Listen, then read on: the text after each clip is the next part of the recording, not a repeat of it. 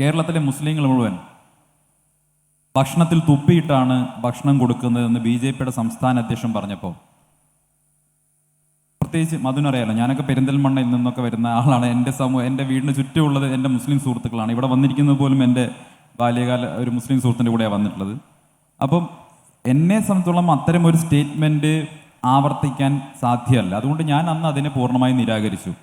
അങ്ങനെ ഒരു മുസ്ലിങ്ങൾ മുഴുവൻ എന്ന് അദ്ദേഹം പറഞ്ഞിട്ടില്ല എന്നാണ് ഞാൻ മനസ്സിലാക്കുന്നത്. അദ്ദേഹത്തിന്റെ സ്റ്റേറ്റ്മെന്റ്, ഉത്തരവാദിത്തപ്പെട്ട ഒരു പാർട്ടിയുടെ സംസ്ഥാന പ്രസിഡന്റിന്റെ സ്റ്റേറ്റ്മെന്റ്, മുസ്ലിങ്ങൾ ഭക്ഷണത്തിൽ തുപ്പിയിട്ടാണ് കൊടുക്കുന്നത് എന്ന് മനുഷ്യന് മനസ്സിലാകുന്ന തരത്തിൽ തന്നെയാണ്. ഇത്തരം ആളുകൾ സ്റ്റേറ്റ്മെന്റുകൾ പറയുമ്പോൾ സ്വാഭാവികമായിട്ടും 153A വരാതിരിക്കാനുള്ള ശ്രദ്ധയൊക്കെ ചെലുത്തുമല്ലോ.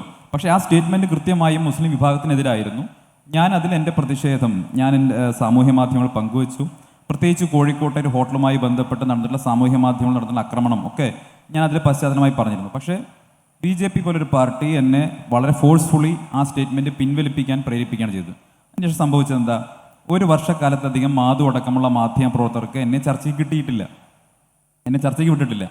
അപ്പോൾ നോക്കൂ, നമുക്ക് മനസ്സിനുള്ളിലുള്ള ചില കാര്യങ്ങളുണ്ട്, പ്രയാസങ്ങളുണ്ട്. അത് കുറേ കാലമായിട്ട് മനസ്സിനുള്ളിൽ വന്നിട്ടുള്ള കാര്യങ്ങൾ, അത് പറയാൻ ആ സിസ്റ്റത്തിനകത്ത് നിൽക്കുമ്പോൾ നമുക്ക് സാധിക്കില്ല.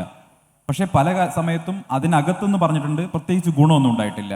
അവസാനം ശരിയാണ്, ഒരു പ്രത്യേക സമയം വരുന്ന സമയത്ത് ഇതെല്ലാം ചേർന്ന് ഇവോൾവ് ആവുന്നതാണല്ലോ. ഞാൻ പാർട്ടി വിടുന്ന സമയത്ത് പറഞ്ഞിരുന്നു, ഒരു ചെയിൻ ഓഫ് ഇവൻസ് ആണെന്ന് പറഞ്ഞിരുന്നു. അല്ലാതെ ഒരു കസേര കിട്ടാത്തതിന് ഇറങ്ങിപ്പോകുന്ന ഒരാളൊന്നുമല്ല, ഒരു ചെയിൻ ഓഫ് ഇവൻസ് ആണ്. ഇനി കസേര കിട്ടാത്തതിന് ഇറങ്ങിപ്പോന്നിട്ട് മറ്റൊരു പാർട്ടി പോയിട്ട് എനിക്ക് വലിയ കസേരകൾ കിട്ടിയിട്ടുമില്ല.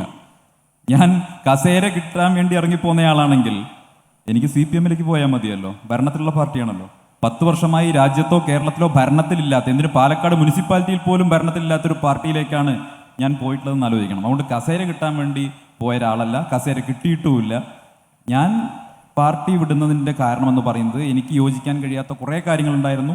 ആ കാര്യങ്ങൾ അവിടെ പറഞ്ഞിട്ടുണ്ട്, അതിന് പരിഹാരം ഉണ്ടായിട്ടില്ല. പിന്നെ ചില വിഷയങ്ങൾ ട്രിഗർ ചെയ്യും, സ്വാഭാവികമാണല്ലോ. ഇപ്പം കസേരയുടെ കാര്യം പറയാൻ ഞാൻ താരതമ്യപ്പെടുത്താൻ യോഗ്യനല്ലാത്ത ഒരാളാണ്. ഹിമാലയ പർവ്വതമാണെങ്കിൽ ഞാൻ പുൽക്കൊടി മാത്രമായിട്ടുള്ള ആളാണ്. ഒരുപക്ഷെ ഞാൻ ചോദിക്കട്ടെ, മഹാത്മജിയെ സൗത്ത് ആഫ്രിക്കയിൽ ട്രെയിനിൽ നിന്ന് കസേരയുടെ പേരിൽ ഇറക്കി വിട്ടിട്ടില്ലായിരുന്നെങ്കിൽ അദ്ദേഹം ഒരുപക്ഷെ സ്വാതന്ത്ര്യ സമരത്തിൻ്റെ ഭാഗമായി മാറുമായിരുന്നു. അപ്പോൾ കസേര എന്ന് പറയുന്നത് പ്രധാനപ്പെട്ട, അതല്ലെങ്കിൽ ഒരു വ്യക്തിയുടെ ആത്മാഭിമാനത്തെ ചോദ്യം ചെയ്യുന്ന ചില മുഹൂർത്തങ്ങൾ വരും ജീവിതത്തിൽ. നമ്മുടെ വളരെ വേണ്ടപ്പെട്ട 10,000-3000 ആളുകളുടെ മുന്നിൽ ക്ഷണിക്കപ്പെട്ട് ചെന്നതിന് ശേഷം അവിടുന്ന് അപമാനിച്ച് ഇറക്കി വിടുക എന്നുള്ളത് ആത്മാഭിമാനമുള്ള ഒരാൾക്കും സെൽഫ് റെസ്പെക്റ്റ് ഉള്ള ഒരാൾക്കും അനുവദിച്ചു കൊടുക്കാൻ കഴിയുന്ന കാര്യമല്ല എന്നുള്ളത് പ്രധാനപ്പെട്ട കാര്യമാണ്. അപ്പം ഞാൻ പക്ഷെ അതിൻ്റെ പേരിലല്ല, അതിനുശേഷവും അതിന് മുൻപും ഉണ്ടായിട്ടുള്ള ഇവോൾവ് ആയിട്ടുള്ള നിരവധി പ്രയാസങ്ങളും പ്രശ്നങ്ങളും ഉണ്ടായിരുന്നു.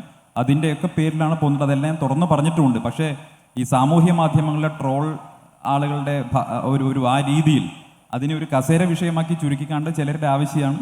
അതവരങ്ങനെ ചെയ്യട്ടെ.